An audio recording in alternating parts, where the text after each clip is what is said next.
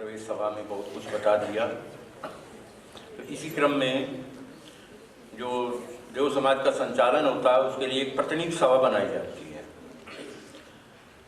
उस प्रतिनिधि सभा का नियम ये है कि जो पहली सभा होगी प्रवेश सभा, उसके बाद जो उसके मेंबर्स होते हैं उनके नाम अपना प्रपोज करते हैं या अपना प्रस्ताव करते हैं। तो उन नामों पर विचार होता है, एक निश्चित संख्या है, उस संख्या से अगर अधिक लोग होते हैं तो चुनाव भी होता है। लेकिन एक देव समाज का ऐसा डिसिप्लिन बन गया है कि ज़्यादा नाम नहीं आए हुए हैं। तो इस समय जो नाम आए हुए हैं उनके विषय में आपको हम सूचना देना चाहेंगे। जो देव समाज के माननीय काउंसलर्स होते हैं वो ऑलरेडी प्रतिनिधि सभा के मेंबर्स होते हैं। तो उन माननीय काउंसलर्स में सम्मान के योग श्रीमान निर्मल सिंह जी, श्रीमती डॉक्टर मधु पराशर जी, श्रीमती डॉक्टर अग्निश जी, श्रीमान रामविलास जी पांडे, श्रीमान मनोज जी मदान, श्रीमान डॉक्टर रमेश चंद्र जी गर्ग और श्रीमान जगदीश चंद्र जी भारद्वाज। ये इलेक्टेड मेंबर्स हैं, इनका चुनाव नहीं होता है। इसके बाद वो सेवाकारी समूह से कुमारी सत्यवती जी, श्रीमान करनैल सिंह जी, श्रीमान हुकुम सिंह जी चौहान, श्रीमान करनैल सिंह जी, श्रीमान अमरनाथ जी सिंघल और डॉक्टर श्रीमती सुनीता जी रंगूला, इनके नाम आए हुए हैं। इनमें एक नाम कम रहता है, उसका सिलेक्शन आगे हो जाएगा। इसके बाद सेवाकारी समूह में से 12 लोग लिए जाते हैं। तो 12 लोगों के नाम इसमें हैं, इसलिए चुनाव की संभावना नहीं है।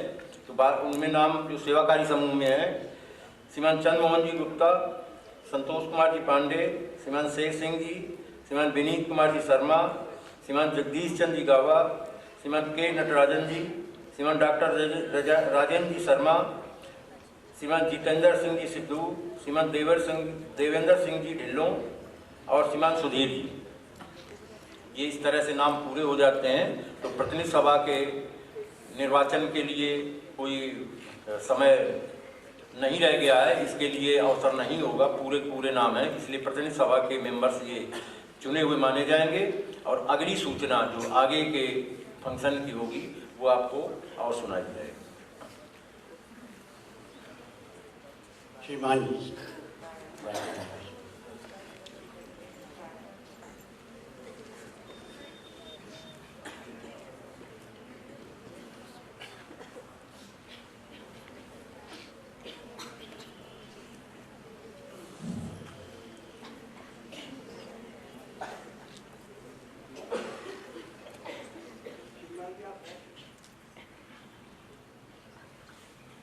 बहुत प्यारे धर्म संबंधियों, श्रद्धावानों, स्कूल और कॉलेजों के विद्यार्थी और उनके प्रोफेसर साहिबान,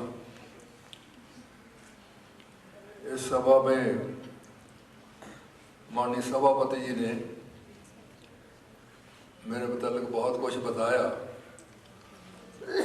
और जो कुछ मेरे मुतालिक अच्छी बातें बताई गई, तो मैं बहुत श्रद्धा से उन सबको परम पूजनीय भगवान देव आत्मा के चरणों में अर्पित करता हूँ। वो चूँकि मुझे जानते हैं, लेकिन मैं एक बात कहना चाहता हूँ कि मन्नानम के मनदानम, ये पर्शियन का है कि मैं जानता हूँ मैं क्या हूँ। ये मनुष्य जो है, इसका जो जीवन है, इसको समझना बहुत मुश्किल है, कठिन है। तो ये मेरा सौभाग्य है कि परम पूजनीय भगवान देव आत्मा से और उनके चरणों में जो मुझे रहने का मौका मिला, उनके देव प्रभावों को लाभ करने का मौका मिला और जीवन में जो विकास की गति चली और कभी कभी गिरता भी रहा। मैं कई दफ़ा एक शेर का अकेला गुनगुनाता हूँ कि ज़िंदगी में इस तरह तय की है हमने मंजिलें कि गिर पड़े गिर कर उठे और चल दिए। तो लेकिन इसमें सारा हाथ परम पूज्य भगवान देवात्मा का है, उनके महान कर्मचारियों का है, उनके महान ग्रंथों का है, उनकी शिक्षा का है। तो बहुत उपकारियों और हितकारियों की एक फौज खड़ी है मेरे पीछे, जिन्होंने मुझे तराशा है, कुछ काम का बनाया है। तो ये महोत्सव पे हम आए हैं, इसमें जो कुछ हमारी पूंजी है, पूज्य भगवान वो ही परिवर्तन कर सकते हैं जितना संभव है। कईयों के अंदर नहीं हो सकता, तो वो उनकी जन्मजात योग्यता के ऊपर निर्भर करता है। वरना ये जगह तो ऐसी है, ये जो स्टेज है, इसके ऊपर मैंने इतने ऐसे गैर मामूली परिवर्तन देखे हैं, ऐसे सचमुच के करिश्मे देखे हैं जो बाहर की दुनिया में नहीं देखे जा सकते। अभी हमारे कैंपस में एक परिवार रहता है, उसकी 2 बच्चियाँ हैं। ये 2-3 साल पहले की 2 साल बाद है कि छोटी वो बच्ची है, वो तब वो 6-7 साल की होगी, 8 साल की। तो वो उधर से जा रही थी, तो एक पुलिस वोमन जो है ऑफिसर, वो आई थी अंदर को देव समाज कैंपस में। तो उसने फूल देखे और फूल देखकर उसने एक फूल तोड़ लिया। वो बच्ची पास खड़ी थी, उसने उससे कहा कि ये फूल आपका है? तो वो देखने लगी, कहते आपने इसको पानी दिया है, आपने ये फूल लेने से पहले ये जिनका है उनसे इजाज़त ली है? तो उसने कहा, उस लेडी ने, कि मेरी आंखें खोल दी इस बच्ची ने, ये कहाँ से सीखती है ऐसी बातें? एनवायरनमेंट है ये। एनवायरनमेंट जो है वो आदमी को, अगर योग हो, यही यूनिवर्सिटियों में लोग बहुत गोल्ड मेडल भी लेते हैं, यहाँ से निकल के साइंटिस्ट बन जाते हैं, विद्वान साहित्यकार बन जाते हैं, और यहाँ से पढ़ने के बाद कई ऐसे रुला जाते हैं। तो योग्यता हो तो पूज्य भगवान फिर उसके विकास की को हदबंदी नहीं देती कि कहाँ पहुँच जाते हैं। तो इसी स्टेज के ऊपर एक पिछले साल ही आपने देखा होगा शायद, जो आए थे, कि एक बुजुर्ग आए, वो फ्रीडम फाइटर है। तो उन्होंने यहाँ आते ही अपने ऊपर इतने जोर से वो थप्पड़ और मुक्के मारने शुरू किए कि वो जमीन के ऊपर गिर गए, इसी स्टेज के ऊपर, इसी जगह। और क्या कहा उन्होंने कि मुझे यहाँ रोशनी मिली है, मुझे यहाँ एक नई ज्योति मिली है कि मैंने अपनी जो पत्नी है उसके साथ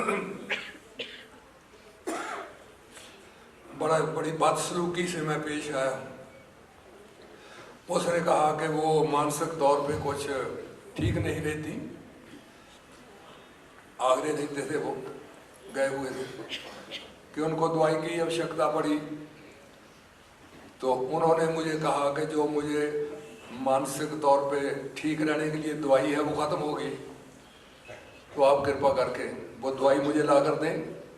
वो गए तो वहाँ काफ़ी लंबी लाइन थी, उनकी भी 70 साल 75 साल उम्र होगी।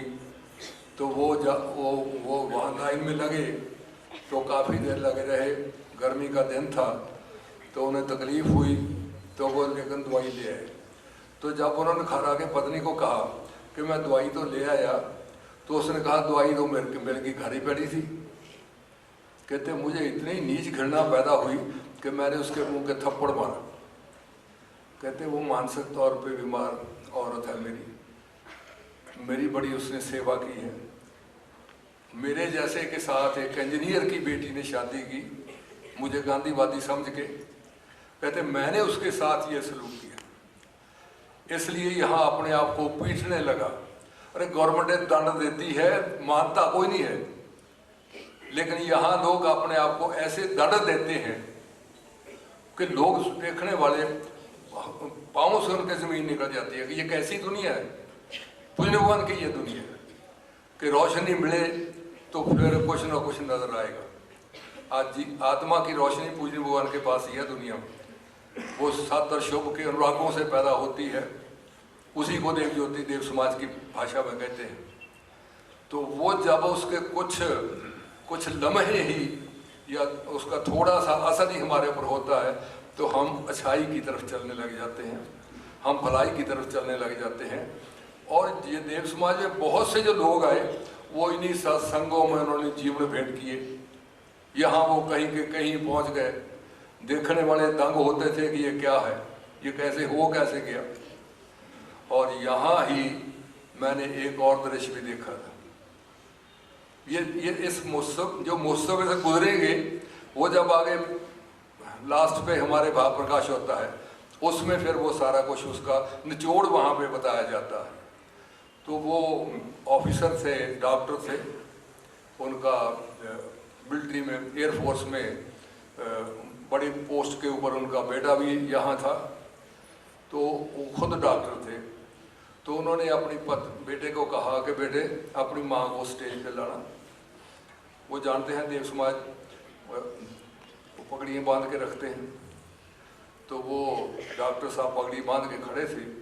जब वो उनकी पत्नी वहाँ पे आई तो उन्होंने वो पगड़ी उतार के उनके चरणों में रखनी चाहिए, लेकर उसने उठा ली। वो हिंदी औरतें होती हैं, उन्होंने पकड़ लिया।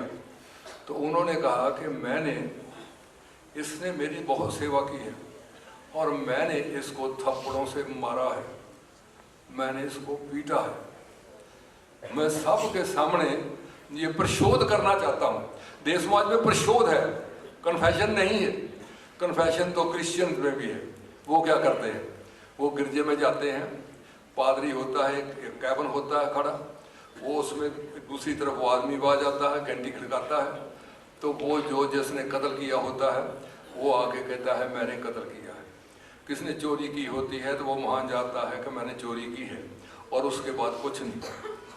गुरु महाराज फरमाते हैं कि अगर तुमने चोरी की है तो तुम्हें चोरी का विवेक होना चाहिए, उससे दुख मिलना चाहिए, उससे उच्च घृणा होनी चाहिए, और तुमने जिसकी चोरी की है उसकी रिपेयर तब है, प्रशोध तब है, वो पैसा उसको समय सूद तुम वापस करो।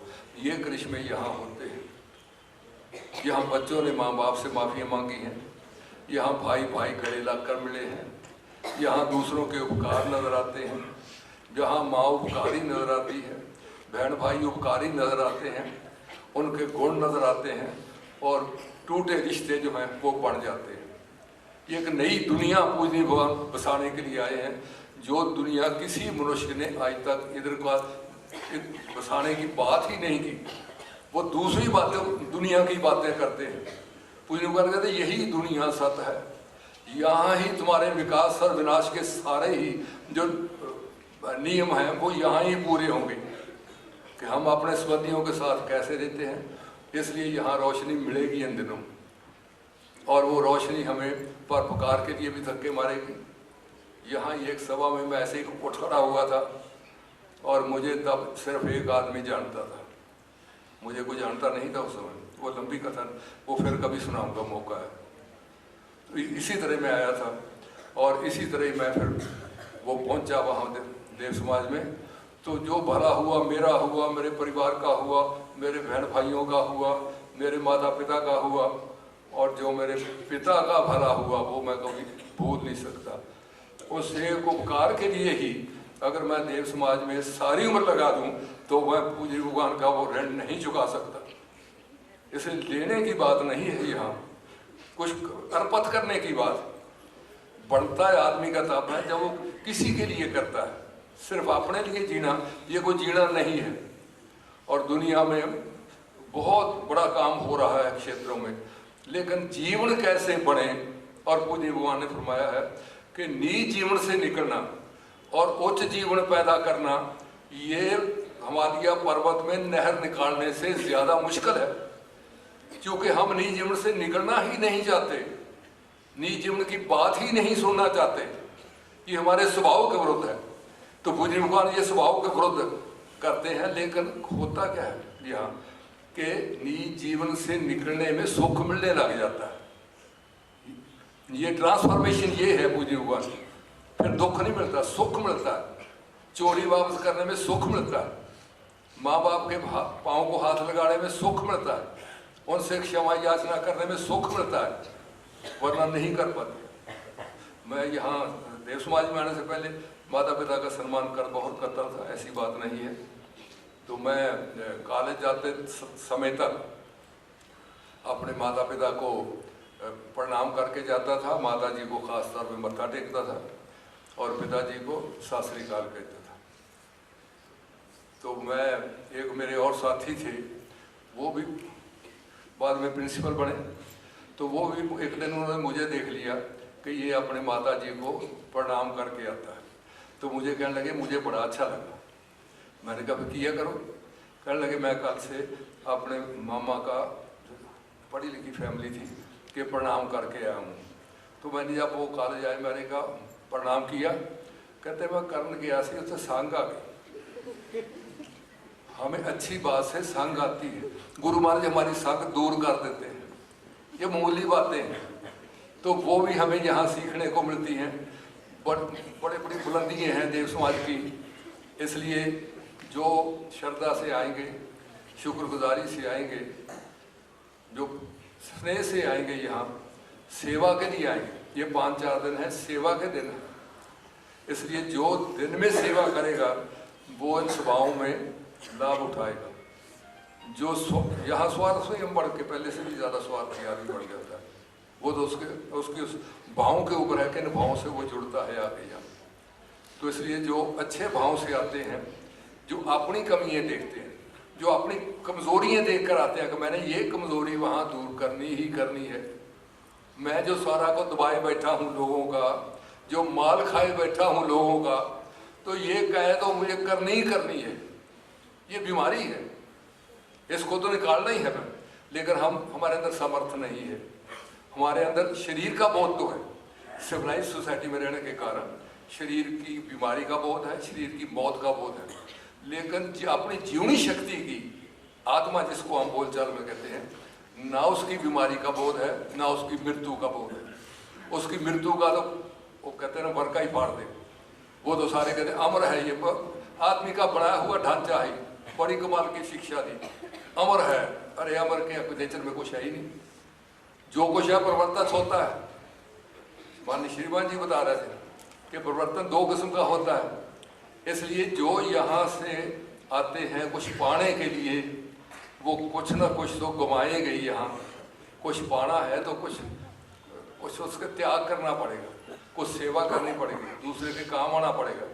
और सबसे बड़ी बात हमारी ये है कि हम निज घृणाकारी हैं, स्वार्थी हैं। पूज्य भगवान ने कहा 4 भाव जो हैं वो मनुष्य को खाए हुए हैं। और ये फरमाया ये देव समाज में भी पीछा नहीं छोड़ते आगे। क्या है वो? स्वार्थ सोखों राग है, घमंड सोखों राग है, स्वेच्छाचारता सोखों राग है, और नीच घृणा सोखों राग है। ये पूज्य भगवान ने देवशास्त्र 3रे खंड में लिख दिया कि ये यहाँ भी नहीं पीछा छोड़ता। इसलिए इनसे बचना है हमने, इनसे बचेगा वो जो पूज्य भगवान के देव प्रभाव लाभ करेगा, श्रद्धा से यहाँ बैठेगा, बहुत फायदा होता है। इसलिए मुसीबत हमारी ये है कि हमें निंदा में बड़ा स्वाद आता है। जैसे मनुष्य को खुराक खाने में, वो घटिया खुराक खाते खाते जो सेहत के लिए हानिकारक होती है, उस गलत खुराक में ही सब खाने लग जाता है। आदमी उसी को नहीं छोड़ता। अरे तुम्हारी शरीर खराब हो रहा है, इसको छोड़ दो, डाइट नहीं है तुम्हारी। आज का तो बड़ा अवेयरनेस बढ़ी है, लेकिन फिर भी नहीं खा सकते। देख कर भी अपनी हानि, फिर भी हूँ लाज।